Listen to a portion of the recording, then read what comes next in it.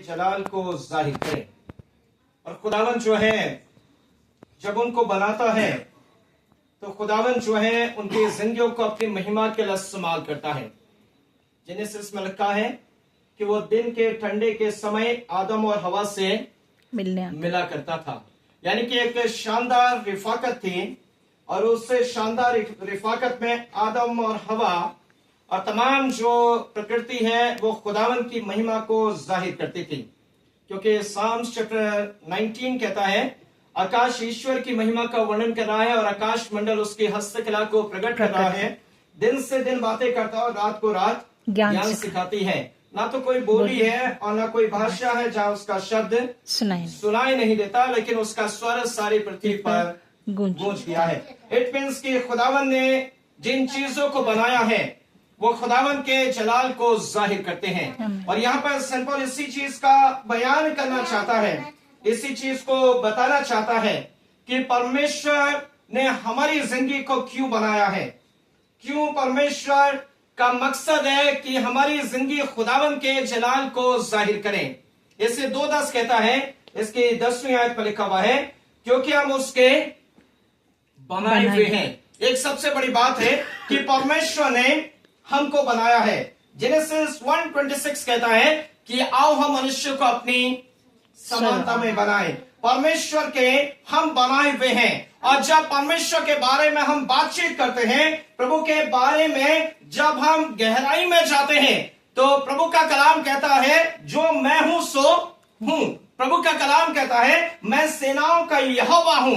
परमेश्वर कहता है मेरा नाम यहोवा यिरे है, मैं जो हूं सो हूं। लेकिन एक खास बात कहता है जिस प्रकार तुम्हारा सेनाओं का यहोवा परमेश्वर पवित्र है, तुम भी पवित्र बनो। यानी कि परमेश्वर ने जब हमें बनाया, हमें मुकद्दस बनाया, हमें पाक बनाया। हमारी जिंदगी की नादानी और कमजोरी के कारण हमारी जिंदगी में गुनाह पैदा हो गया, लेकिन वचन क्या कहना चाहता है, हम परमेश्वर के बनाए हुए हैं। प्रभु ने हमको बनाया है और जब प्रभु ने हमको बनाया है एक खास मकसद के लिए बनाया है। जरूर है कि हमारी जिंदगी के अंदर नादानी हो सकती है, जरूर है कि हमारी जिंदगी के अंदर खामी हो सकती है, लेकिन हम ये नहीं कह सकते कि खुदावन ने हमको नहीं बनाया। यानी कि खुदावन ने जब हमको बनाया है तो हमारी जिंदगी में कहीं ना कहीं पवित्रता निवास करती है। कहीं ना कहीं हम इस बात को कहते हैं कि माँ बाप के जो अंश है वो किस पे आते हैं, बच्चों की जिंदगी में आते हैं। और कहीं ना कहीं हमारी जिंदगी ये इकरार करती है कि हम खुदावन यीशु मसीह के या खुदावन के हम बेटे और बेटियां हैं। क्योंकि कलाम कहता है जॉन चैप्टर 1:12 में लिखा है जितनों ने उस पर ईमान किया उससे उन्हें बेटे और बेटी होने का अधिकार बख्श दिया। और जब खुदावन ने हमको बनाया है तो उसके पीछे एक खास मकसद है। यानी कि सेंट पॉल इस बात को रियलाइज करता है मैं जिस मकसद के लिए बनाया गया था शायद मैं उस मकसद से भटक गया था, लेकिन अब मैं इस बात को रियलाइज करता हूं कि परमेश्वर ने मेरे जीवन को क्यों बनाया। और इसीलिए वो कहता है जीना मेरे लिए मसीह और मर जाना नफा। यानी कि बड़ी उम्दा बात करता है। उसको यह रियलाइज होता है परमेश्वर ने मुझे इसलिए बनाया ताकि मैं परमेश्वर के जलाल को जाहिर करूं। और ये कमिट अपने खुदा के साथ ये कमिटमेंट को वो करता है। बाइबल जिक्र करती है पहली बार लिखा है खुदा के कलाम में खुदावन ने हमको बनाया क्योंकि हम उसके बनाए हुए हैं। और लिखा है दूसरी बात और मसीह यीशु में उन भले कामों के लिए सृजे गए हैं। दूसरी बात है कि परमेश्वर ने हमको इससे बनाया कि हम भले कामों को अंजाम दें।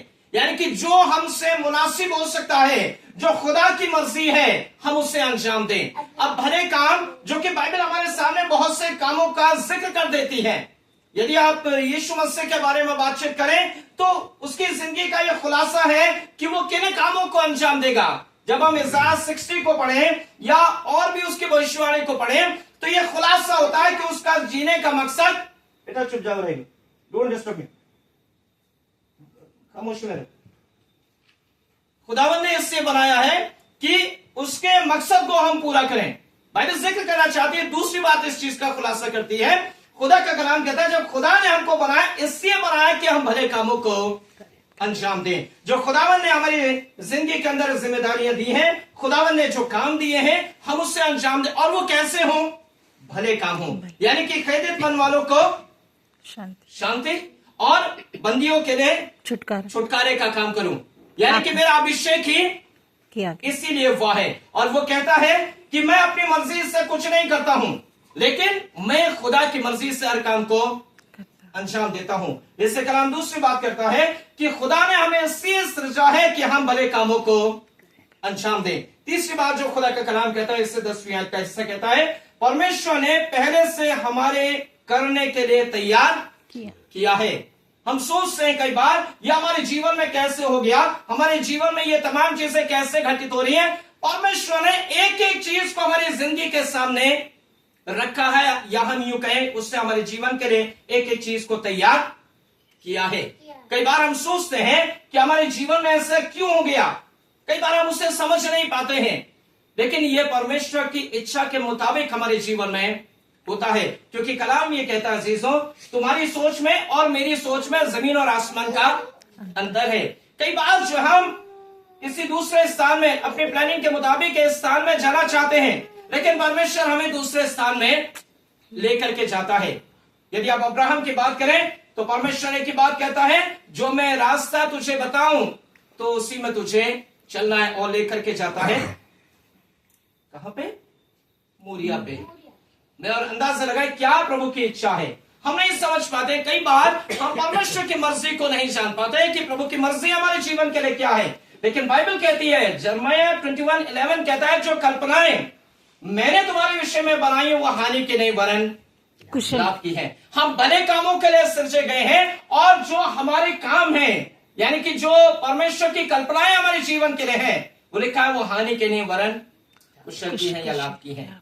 खुदावन बड़ी उम्दा बात आज के इस रात्रि के इस सायकालीन समय में मेरी और आपकी जिंदगी के सामने रखता है। अजीजों, राजा दाऊद धन्यवाद के भजनों को गाता है। हर उस लम्हे में वो खुदावन की परस्तिश करता है। जब वो खुदा से भी दूर है तो वो एहसास करता है, लेकिन जब वो नजदीक है तो और ज्यादा खुदावन की परस्तिश करता है, खुदावन के जलाल को जाहिर करता है। कभी उसके जीवन के अंदर फिर थी, लेकिन वो एक बात कहता है, अजीजों, मैं हर वक्त खुदावन को धन्य कहा करूंगा और उसकी स्तुति निरंतर मेरी जुबान से होती रहेगी। खुदावन का कलाम आज की इस वक्त में बेटे एडी के लिए कहना चाहता है, प्रभु ने इसको बनाया है, प्रभु ने इसको बनाया है और भले कामों के लिए इसको सृजा है। और प्रभु ने जो इसके लिए योजनाओं को बनाई है वो कैसी है? भली है।